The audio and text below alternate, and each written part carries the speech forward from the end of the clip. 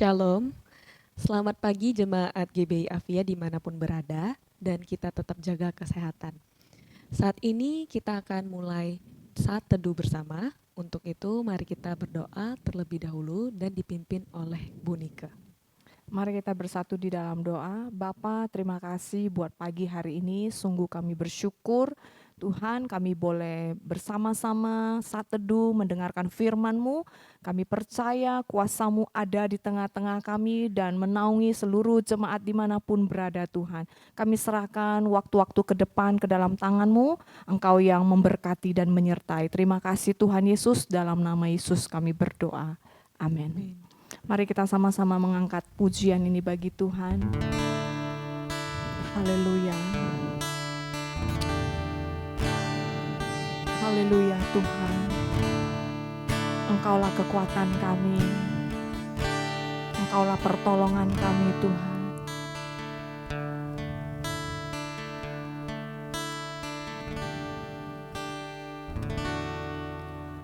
Bukan dengan kekuatanku ku dapat jalani hidupku tanpa Tuhan yang di sampingku. Ku tak mampu sendiri.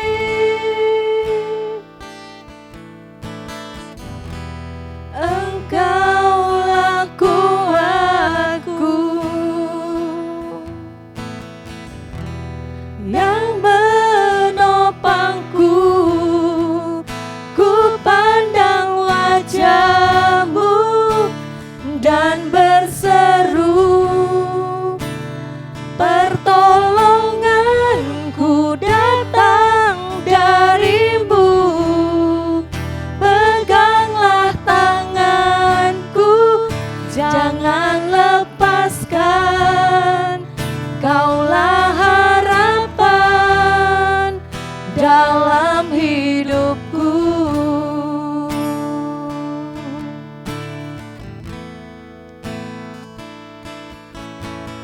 Bukan dengan kekuatanku ku dapat jalani hidupku tanpa Tuhan yang di sampingku. Ku tak mampu sendiri. Engkaulah kuat kami Tuhan. Engkaulah kuatku yang menopangku. Ku pandang wajah-Mu dan berseru, pertolonganku datang dari-Mu.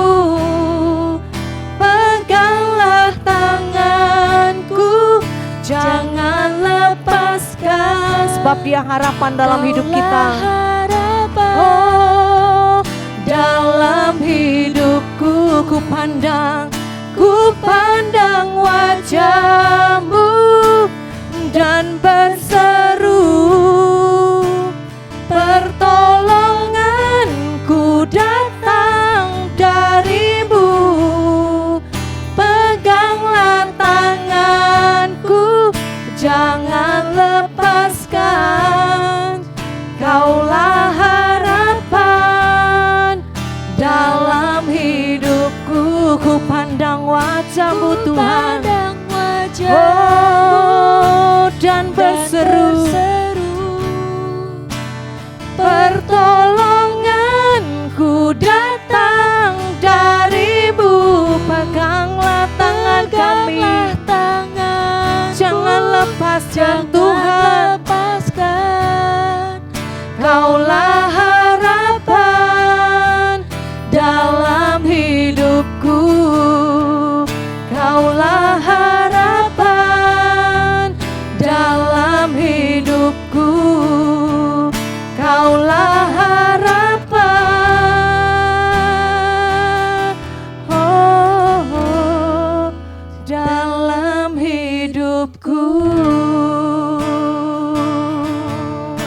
Yesus, kekuatan kami.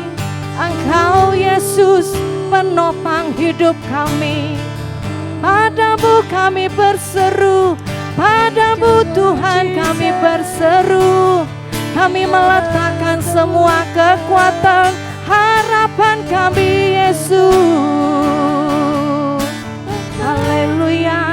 Mari sembah Tuhan. Mari sembah Tuhan pada pagi hari ini. Haleluya. Engkau ya Tuhan, Engkaulah perlindungan kami, Engkau kota benteng kami Tuhan. We worship you, hallelujah, we worship you, hallelujah. Oh, terima kasih Tuhan. Engkaulah nafas kami Tuhan, Engkaulah kekuatan kami, Engkau batu pertahanan kami, Engkau perisai kami yang kuat. Setiap orang yang mengandalkan-Mu Tuhan, tidak pernah Engkau kecewakan. Itu janji firman-Mu. Kami adalah orang-orang yang beruntung, kami adalah orang-orang yang berbahagia, karena kami selalu mendapat kekuatan yang baru di dalam hadirat-Mu. Terima kasih Tuhan. Sebentar kami dengar firman-Mu.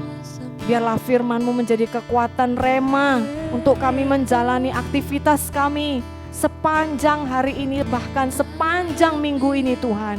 Terima kasih buat berkat-Mu Tuhan. Terima kasih, berkatilah setiap jemaat dimanapun berada saat ini Tuhan. Terima kasih Bapa. Dalam nama-Mu kami siap dengar firman-Mu. Amin. Amin, amin. Shalom Bapak Ibu yang dikasihi oleh Tuhan, setiap kita yang mengikuti Saat Teduh di tempat kita masing-masing, dimanapun kita berada, Bapak Ibu yang dikasihi Tuhan, kita dalam sepekan ini berita sangat gencar, berita sangat sering kita dengar tentang gelombang baru daripada penyebaran COVID-19 dengan varian yang baru yang kita takutkan akan memasuki Indonesia dan benar-benar hari-hari ini menjadi kenyataan, dan banyak ahli memperkirakan, banyak orang berpendapat bahwa Indonesia bisa menjadi India yang kedua dalam perkembangan dari penyebaran virus corona. Bapak Ibu, hari-hari ini kita sangat familiar mendengar tentang mutasi varian yang namanya Delta, merupakan salah satu varian daripada virus COVID-19. Bapak Ibu, tahukah kita bahwa di dunia ini ada 6.600 lebih varian dari virus COVID-19 ini. Dan beberapa yang berbahaya ada di Indonesia. Salah satunya adalah varian Delta. Bapak Ibu yang dikasihi oleh Tuhan, kalau virus varian Delta ini begitu menakutkan di Indonesia, dan menjangkiti banyak orang di Indonesia yang bisa menyebabkan kematian, membunuh secara fisik tubuh kita. Tapi sesungguhnya dalam kehidupan iman percaya kita, dalam kehidupan kerohanian kita, dalam perjalanan kita bersama-sama dengan Tuhan, kita juga melihat ada varian-varian yang lain daripada dosa. Salah satu varian virus daripada dosa yang mengerikan adalah varian yang saya sebut dengan virus iri hati. Banyak anak-anak Tuhan tidak menyadari tentang varian ini. Firman Tuhan di dalam Yakobus 3 ayat yang ke-16 bunyinya sebagai berikut. Sebab di mana ada iri hati. Bayangkan, Yakobus berkata, sebab di mana ada iri hati dan mementingkan diri sendiri. Jadi Bapak Ibu, iri hati dan mementingkan diri sendiri adalah dua sisi dari mata uang yang tidak dapat dipisahkan. Ketika ada iri hati, di sana pasti ada mementingkan diri sendiri. Nah, Yakobus mengingatkan dengan sangat keras, apabila kedua-dua ini ada, maka di situ ada kekacauan dan segala macam perbuatan jahat. Bapak Ibu, sangat mengerikan sekali virus iri hati ini. Karena itu tema renungan saya pada pagi hari ini, taklukkanlah virus iri hati. Bapak Ibu, apa yang dimaksud dengan iri hati? Iri hati adalah sebuah bentuk emosi negatif yang kadang-kadang, bukan hanya kadang-kadang ya, yang sering sekali masih bersemayam dan sulit diusir dari kehidupan kita. Wah bocah coa, dan gitu ya bahasanya ya. Saya ini enggak iri hati lah, ya orang sukses saya senang. Tapi dalam dirinya dia marah dengan kesuksesan orang. Ya enggak apa-apa lah, istilah sekarang bilang anak milenial kalau ditanya kapan married, maybe yes, maybe no. Ya jawabannya simpel, tapi dalam hatinya mungkin dia iri dengan teman-teman yang sudah menikah, sudah punya suami, sudah punya istri, bangun rumah tangga, kemudian punya anak. Ya kadang-kadang hal ini tidak dilihat, tidak bisa kita lihat secara mata, kasat mata. Tapi itu masih tinggal dalam hati kita. Sehingga menimbulkan kesemburuan yang begitu hebat Bapak Ibu yang dikasihi oleh Tuhan. Kalau iri hati ini tidak segera kita selesaikan, ini akan menghancurkan kehidupan kita. Dan salah satu cara untuk mengatasi virus iri hati adalah dengan memikirkan lebih dalam dampak yang akan ditimbulkan dari iri hati ini. Jadi Bapak Ibu, kalau orang sukses kita iri hati, tapi kalau dalam hal positif kita iri, kita mengembangkan diri kita ya tanpa memikirkan kehancuran orang lain, Bapak Ibu yang dikasihi oleh Tuhan. Tapi kenyataannya banyak sekali iri hati akan menghasilkan hal-hal yang negatif dalam kehidupan kita. Nah mari kita melihat Bapak Ibu yang pertama dampak dari menyimpan iri hati di dalam hidup kita. Apabila virus iri hati ini telah menghinggapi hati kita, kalau kita tidak segera taklukkan dan membiarkan dia berkembang, membiarkan dia bertumbuh, membiarkan dia membesar dalam kehidupan kita, maka dampak yang pertama adalah merusak diri kita sendiri. Ini yang dia kerjakan Bapak Ibu, merusak diri kita sendiri.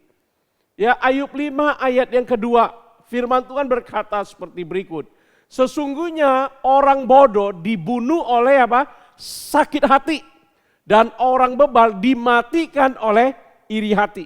Bapak Ibu, iri hati akan menghancurkan hidup kita. Ayub mengingatkan kita bahwa ternyata iri hati akan membunuh kita. Iri hati akan mematikan kita. Jadi Bapak Ibu, jangan ya kembang biakkan produksi virus iri hati dalam diri kita. Buang itu jauh-jauh, taklukkan itu. Tidak mudah Bapak Ibu, tapi kita harus melakukannya.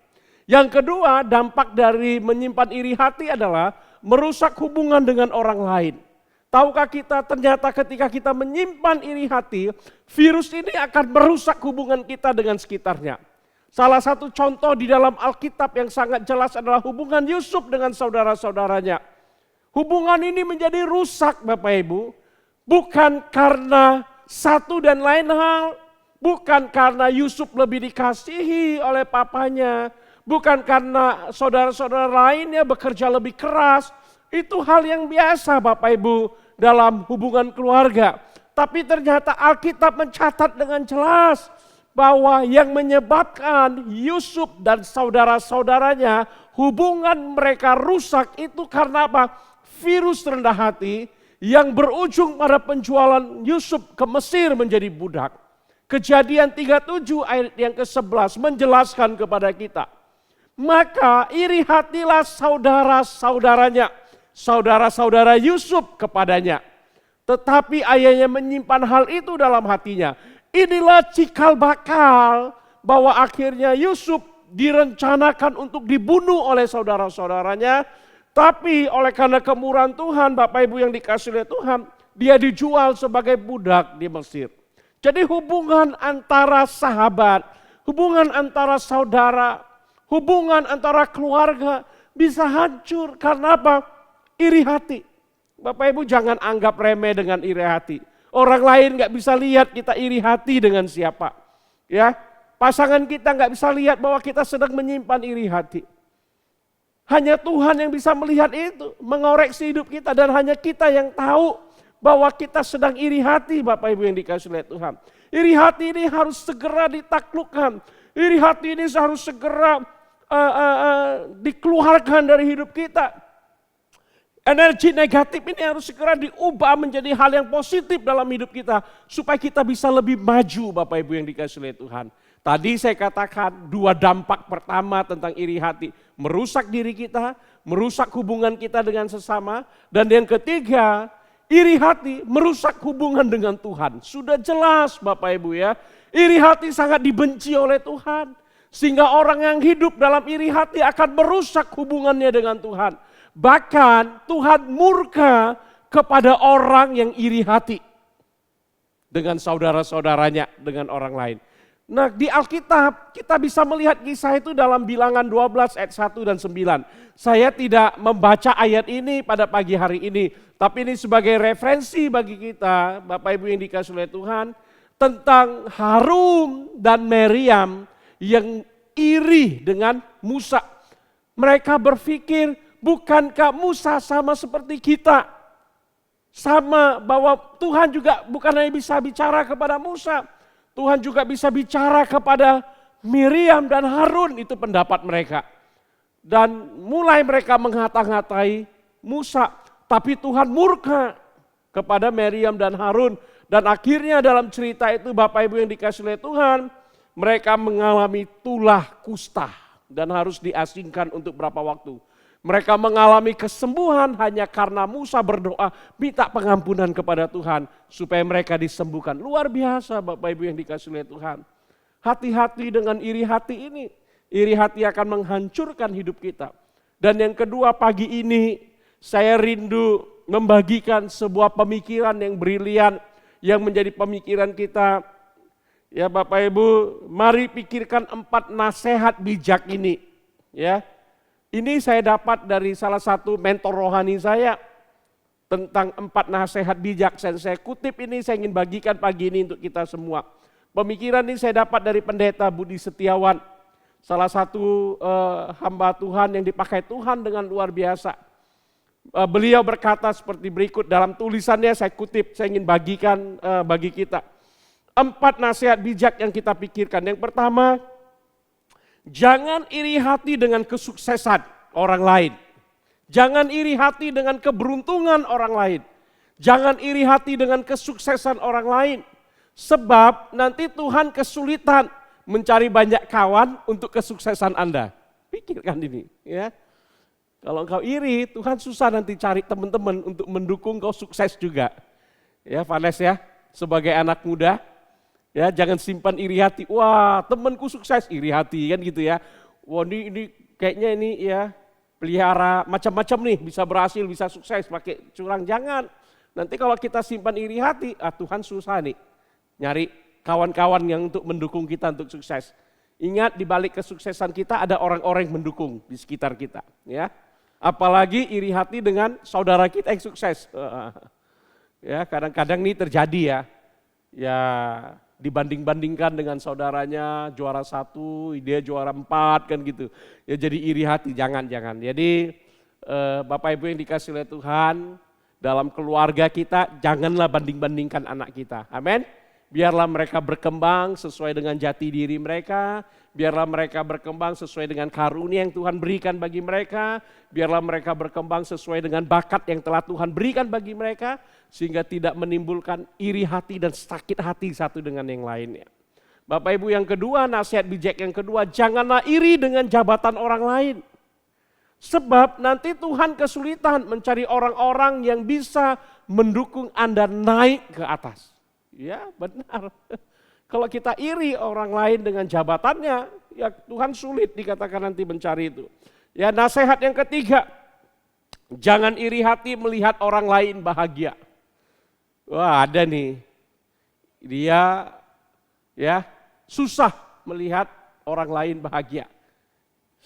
Pada tahun 2000-an terkenal dengan Kristen SMS karena masih musim SMS, belum ada BlackBerry, belum ada WhatsApp ya. Semuanya SMS, istilah SMS itu diplesetkan dalam kekristenan, dikatakan bahwa SMS ada seperti orang yang susah melihat orang senang, senang melihat orang susah. Jadi jangan iri hati kalau orang lain bahagia, susah hati kita orang lain bahagia. Senang hati kita orang lain menderita. Kenapa? Karena sebab nanti Tuhan kesulitan mencari orang-orang yang mau membuat Anda bahagia. Karena semua orang nggak bisa buat Anda bahagia, Tuhan susah nyari orangnya. Yang keempat, nasihat keempat, jangan iri hati karena Anda berusaha bekerja lebih keras. Sedangkan orang lain mendapatkannya lebih mudah. Kadang-kadang kita selalu berkata dunia ini nggak adil. Kenapa saya dilahirkan dalam keluarga ini? Sementara teman saya dilahirkan sudah punya fasilitas begitu menarik, punya fasilitas yang begitu banyak. Sehingga banyak orang yang iri hati dengan teman-temannya. Nasihat ini mengingatkan kita jangan iri hati. Ya, karena kita bekerja lebih keras, kita berusaha lebih keras untuk mendapatkan sesuatu. Untuk meraih impian kita dibandingkan orang-orang lain dengan mudah saja mendapatkan itu. Sebab nanti Tuhan kesulitan membuka mata Anda untuk melihat alasan di balik kerja keras Anda. Bapak Ibu yang dikasihi oleh Tuhan, 4 nasihat ini klop dengan Amsal pasal 14 ayat yang ke-30.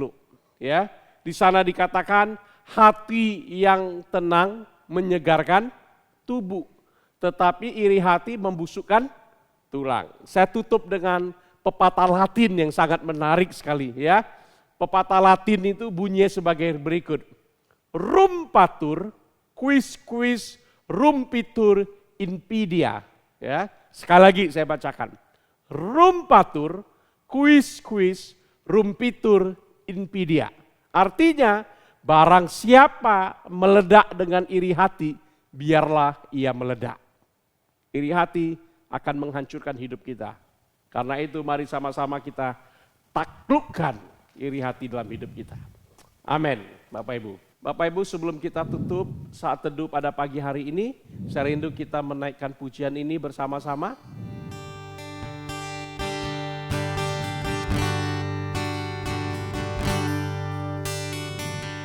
Kemanakah kami mencari kasih sejati? Kemanakah kami berseru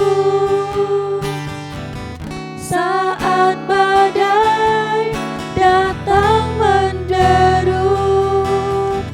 Yang kami tahu hanya Kau yang mampu pulihkan segala sesuatu. Kami perlukan keajaiban-Mu, kami butuhkan sentuhan tangan-Mu, kami tak dapat jalan sendiri, kami perlu Kau Tuhan, kami perlukan keajaiban-Mu Tuhan. Oh, kami butuhkan sentuhan tangan-Mu, memulihkan hidup kami. Kami tak dapat jalan sendiri, kami perlu Kau Tuhan, kami perlukan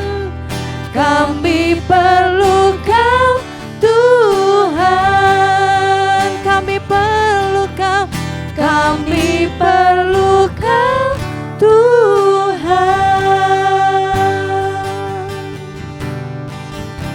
Kami bersyukur ya Tuhan. Pada pagi hari ini sungguh kami membutuhkan jamahan tangan Tuhan. Kami membutuhkan keajaiban Tuhan bekerja dalam kehidupan kami. Mengikis setiap virus-virus dosa yang menghinggapi hidup kami. Dan membunuh setiap varian dosa dalam hidup kami, khususnya pada pagi hari ini Tuhan. Tentang virus iri hati. Bapak, biarlah ini semua dibawa keluar dalam hidup kami di dalam nama Tuhan Yesus Kristus. Sehingga hati kami dimurnikan, hati kami dibersihkan Tuhan. Dan siap Tuhan pakai bagi kemuliaan nama-Mu. Sehingga hidup kami bisa menjadi berkat dimanapun kami berada. Terima kasih Tuhan. Berkati semua jemaat Tuhan yang mengikuti renungan pada pagi hari ini.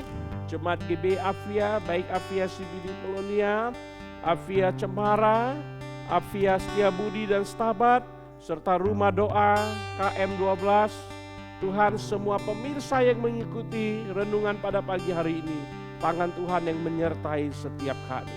Berkati Tuhan seluruh hamba-hamba Tuhan yang melayani, yang mempersiapkan ibadah pada minggu ini di masing-masing gereja lokal Tuhan, Avia Group. Biar Tuhan urapi, pakai semuanya untuk kemuliaan nama-Mu Tuhan. Terima kasih Bapa, kami bersyukur di dalam nama Tuhan Yesus Kristus yang hidup. Kami juga menyerahkan Tuhan semua hamba-hamba Tuhan yang ada dalam GB Avia. Kami berdoa untuk gembala pembina kami, Bapak Pendeta Caman Sinaga dan seluruh keluarga. Kami serahkan Ibu Pendeta Suwarni dan keluarga Gembala GB Avia CBD Polonia. Kami juga menyerahkan Tuhan Ibu Gembala, Ibu Pendeta Novi di GB Avia Cemara serta seluruh keluarganya dan seluruh majelis yang ada dalam gereja lokal Tuhan. Kami berdoa untuk Pendeta Baktiar Damanik dan keluarga, Gembala GB Avia Setiabudi dan juga Pendeta Andi Tuhan, Gembala GB English Service untuk ibadah sore di Setiabudi Tuhan. Juga kami serahkan juga hamba-Mu Bapak Pasaribu, Pendeta Pasaribu, Avia Stabat, serta seluruh keluarga diberkati Tuhan. Dan Tuhan, tangan-Mu ada atas seluruh kehidupan kami. Memimpin kami hamba-hamba Tuhan yang melayani Tuhan di GBI Avia, gereja lokal masing-masing. Terima kasih Tuhan, Tuhan yang memberkati dan menyertai kami semua. Mari Bapak Ibu yang dikasihi Tuhan, angkat kedua tangan kita dan terimalah berkat Tuhan. Berkat besar yang melimpah-limpah dari Allah Bapa, cinta kasih yang kekal dari Tuhan kita Yesus Kristus, dan persekutuan yang indah dengan Roh Kudus akan menyertai kita mulai pagi hari ini sampai Maranatha, kedatangan Kristus yang kedua kali. Mari setiap kita yang telah menerima berkat Tuhan dan siap menjadi berkat bersama dengan saya mengatakan amin, amin, amin. Salam, Tuhan berkati. Sampai bertemu di renungan Avia berikutnya.